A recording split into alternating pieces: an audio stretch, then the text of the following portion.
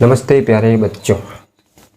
आज अपना टॉपिक रहेगा द्विध्रुव के कारण निरक्षीय स्थिति पर विद्युत क्षेत्र पढ़ना है। Electric field at equatorial of a dipole, electric dipole, ये अपने को पढ़ना। तो ये डाइपोल है, इलेक्ट्रिक डाइपोल है, ठीक है। एक माइनस क्यू और एक प्लस क्यू आवेश रखे हुए हैं। ये ए पॉइंट पर है, ये बी पॉइंट पर है। इन दोनों के बीच की डिस्टेंस कितनी है? 2a है, यानी कि डाइपोल की लेंथ 2a है। यहाँ से यहाँ तक है a और यहाँ से यहाँ तक है a, ठीक है बच्चों। और निरक्ष क्या होती है तो मैं पहले ही बता चुका हूँ आपको। निरक्ष, ये निरक्ष, ये प्लेन गुजर रहा है, ये पूरा का पूरा प्लेन, ये निरक्ष है, ठीक है। तो इस पर एक कोई पॉइंट है, ये पॉइंट यहाँ कहीं भी हो सकता है, यहाँ हो सकता है, ये भी निरक्ष पे है, ठीक है। तो ये पॉइंट जो है वो यहाँ भी हो सकता है। आसानी के लिए हमने इसको यहाँ लिया है। इसकी यहाँ से केंद्र से दूरी है r, ठीक है बच्चों। इससे पहले अपने पहले वाले वीडियो में, इसके पहले वाले वीडियो इलेक्ट्रोस्टैटिक 14, इसके पहले वाले वीडियो इलेक्ट्रोस्टैटिक्स 14 में हम electric field at axial point पढ़ चुके हैं, यानी कि इलेक्ट्रिक डाइपोल को भी समझा है अपन ने और इलेक्ट्रिक फील्ड को भी समझा है। कहाँ पर? तो अक्षीय स्थिति पर, ठीक है।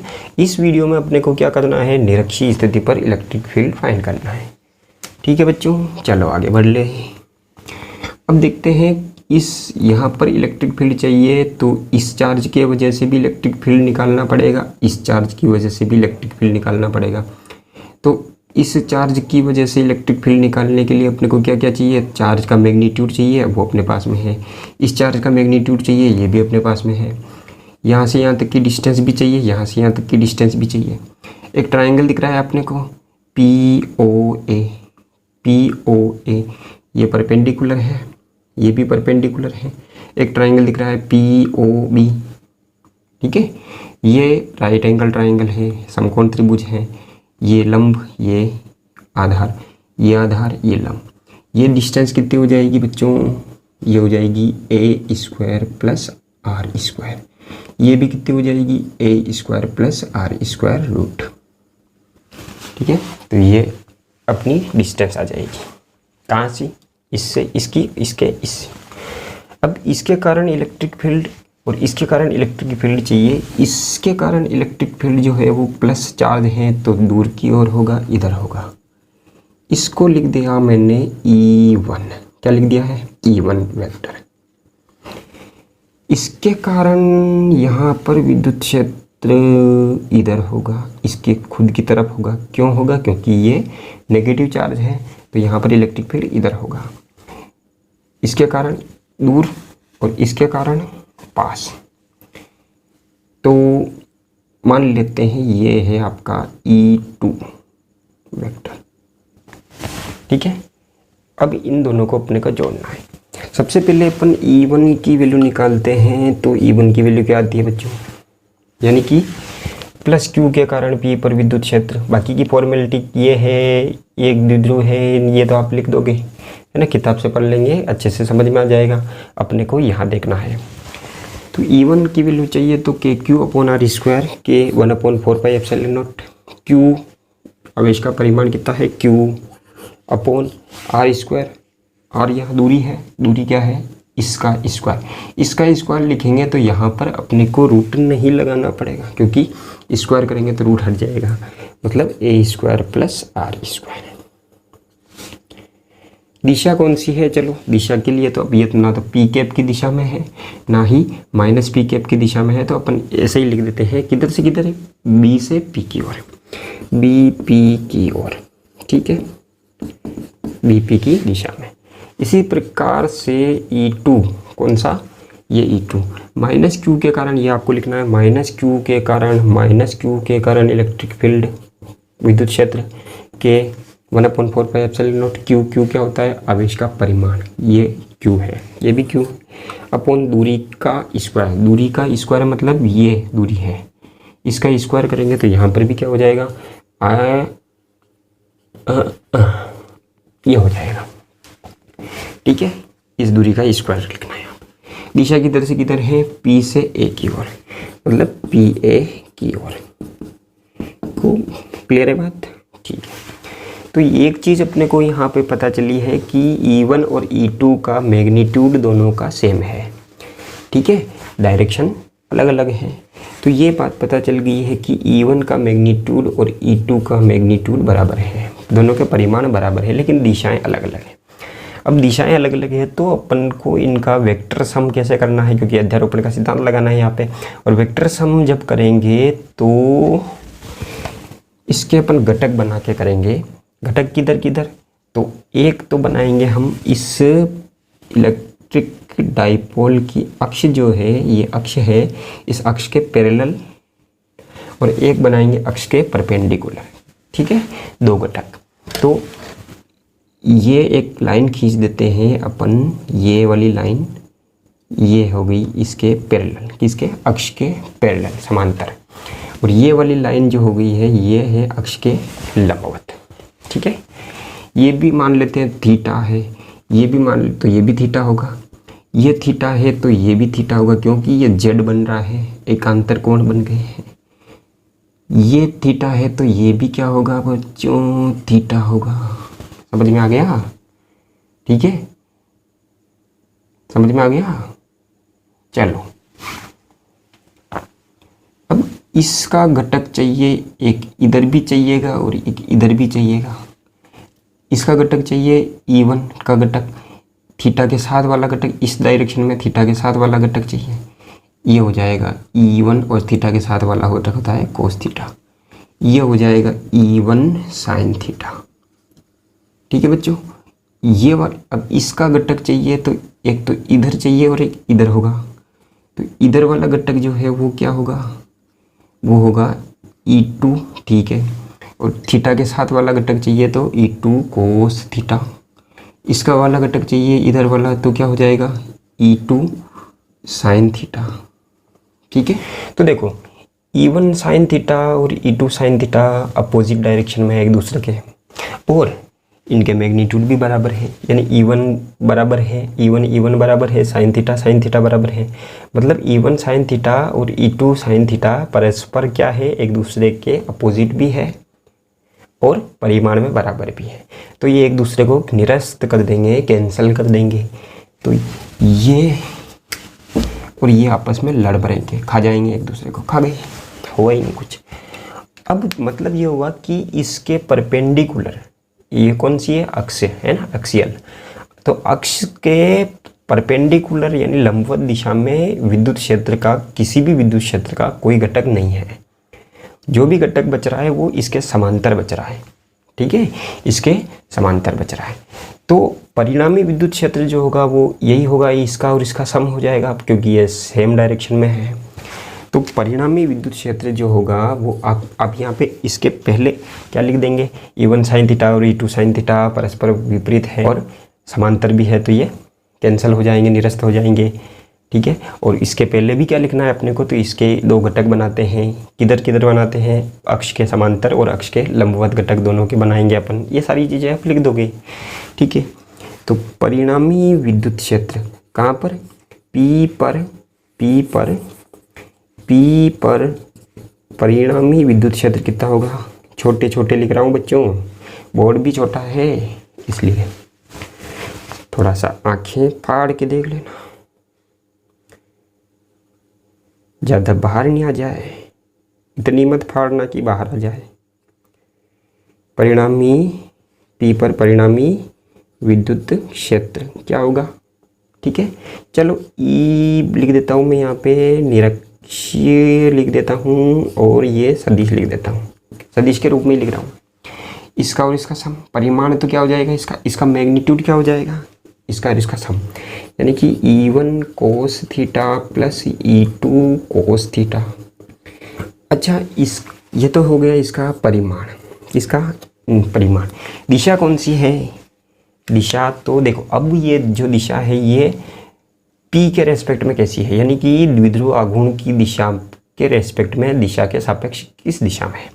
तो -q से +q की ओर तो P की दिशा होती है, किधर, P की दिशा, मतलब ये दिशा जो है ये P कैप है, क्या है, P कैप। तो ये वाली डायरेक्शन है, इस वाली डायरेक्शन में यहाँ पे विद्युत क्षेत्र है, तो ये वाली डायरेक्शन कौन सी हो जाएगी, -p कैप, मतलब ये जो डायरेक्शन होगी वो -p कैप की दिशा में होगी। ठीक है, अपने को लिख देना है कि इसकी जो दिशा है वो विद्युत द्विध्रुव आघूर्ण की दिशा के विपरीत है। ठीक है, चलो। अच्छा, E1 cos थीटा और E2 cos थीटा बराबर है, क्यों, क्योंकि E1 और E2 का मैग्नीट्यूड इक्वल है, तो इसकी जगह पे भी E1 लिख सकते हैं, तो E1 cos थीटा आ जाएगा, E1 cos थीटा और E1 cos theta 2E1 cos theta आ गया ना। और ये क्या है, -p कैप, चलने दो इसको, चलने दो, ठीक है, बराबर, आगे लिख देते हैं, 2 अपनी जगह पे, ठीक है। E1 की वैल्यू क्या है वो भी लिख दो, E1 की वैल्यू क्या है, E1 या E2 में से किसी की भी वैल्यू लिख देंगे अपन, तो ये हो जाएगा KQ/A² + R² into cos theta की वैल्यू चाहिए अपने को, इस ट्राइंगल से निकाल लो, ये ट्राइंगल है, ये थीटा है, ये परपेंडिकुलर है, ये 90 डिग्री है, ये हाइपोटेनस है, कर्ण है, तो ये क्या हो जाएगा, आधार हो जाएगा, ये आधार है। तो cos थीटा क्या होता है, आधार बटा कर्ण, यानी कि A बटा क्या है, A बटा ये हो जाएगा। तो इंटू cos थीटा क्या है, A बटा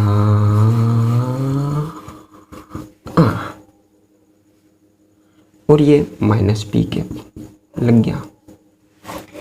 चलो आगे सोल्व कर लेते हैं। देखो 2aq और a, इसको मिला करके हमने p लिख दिया है, ठीक है, क्योंकि यहाँ पे डिस्टेंस कितनी है, 2a है, इसलिए अपन ने 2a × q लिखा है। अगर ये पूरी डिस्टेंस a मानते तो यहाँ पे a × q आता, ठीक है, लेकिन अभी के लिए क्या होगा, 2aq होगा।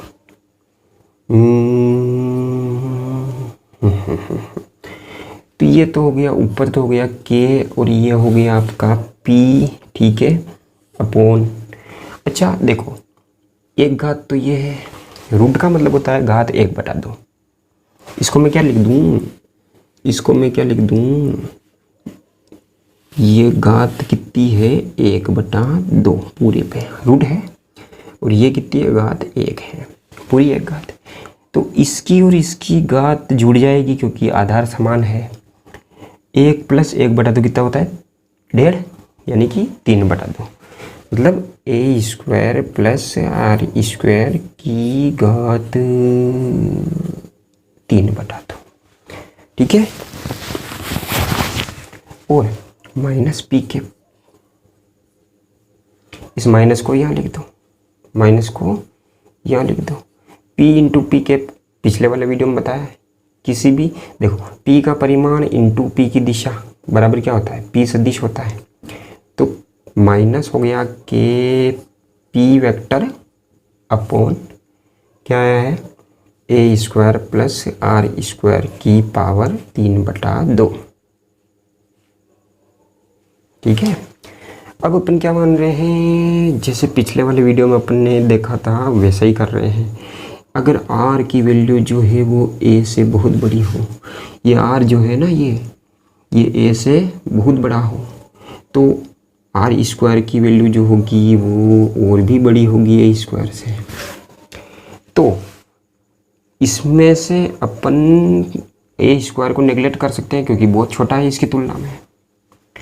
a² को नेगलेक्ट करेंगे तो r² होगा, e निरक्षीय बराबर क्या हो जाएगा, बहुत ही आसान है बच्चों, माइनस के पी बटा माइनस के पी हो गया, नीचे क्या है सिर्फ आर स्क्वायर की पावर कितनी है 3/2। अच्छा पावर के ऊपर भी पावर है तो आपको पता है गुणा होता है, यानी आर की पावर 2 × 3/2। ये कट गया, कितना आएगा 3, यानी कि ये हो जाएगा ई निरक्षीय बराबर माइनस के पी अपॉन आर क्यूब। और इसका परिमाण देखेंगे तो कितना आएगा, इसका परिमाण देख लो, परिमाण होगा के पी बटा आर क्यूब, ई निरक्षीय का परिमाण।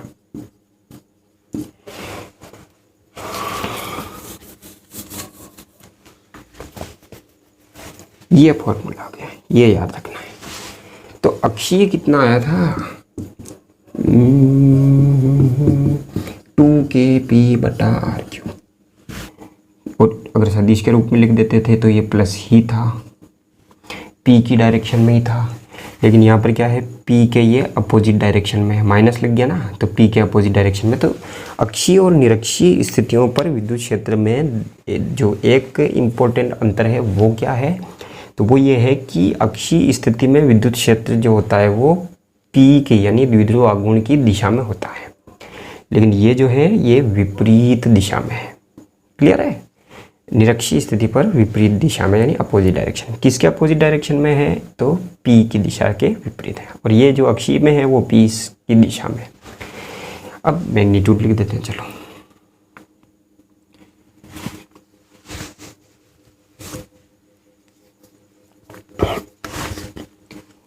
ये kp अपॉन आर क्यूब किसके बराबर है, ये देखो इसके बराबर है। तो ई अक्षीय जो होगा वो 2 टाइम है, 2 इंटू कितना है ई निरक्षीय, ये भी पता होना चाहिए। ई अक्षीय बराबर हो गया, ठीक है। तो ये अपने को पता है, मतलब क्या हुआ कि अक्षीय स्थिति पर विद्युत क्षेत्र उसी दूरी के लिए निरक्षीय स्थिति पर विद्युत क्षेत्र का कितना होता है, दुगुना होता है, यानी कि E axial is equal to 2 times E equatorial.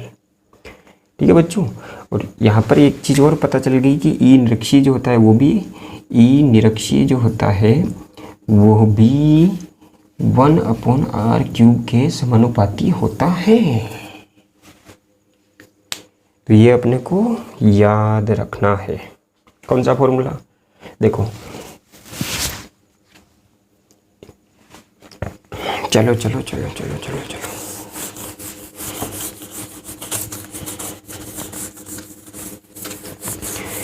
अब आपसे परीक्षा में प्रश्न कैसे पूछता है, बड़ी चालाकी से। आप गलत तो नहीं करोगे,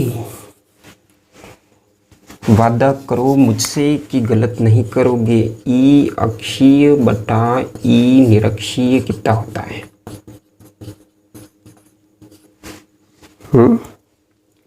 कितना होता है, देखो इसको बटे में ले आओ तो कितना आएगा 2, यानी कि 2/1।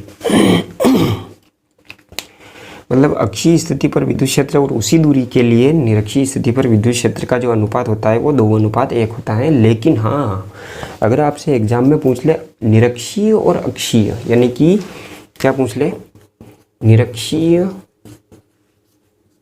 बटा अक्षीय पूछ ले, तो क्या लिखोगे, क्या लिखोगे 1/2। ध्यान रखने वाली बात है, गड़बड़ मत कर देना, मेरे स्टूडेंट गड़बड़ नहीं करते हैं, ठीक है।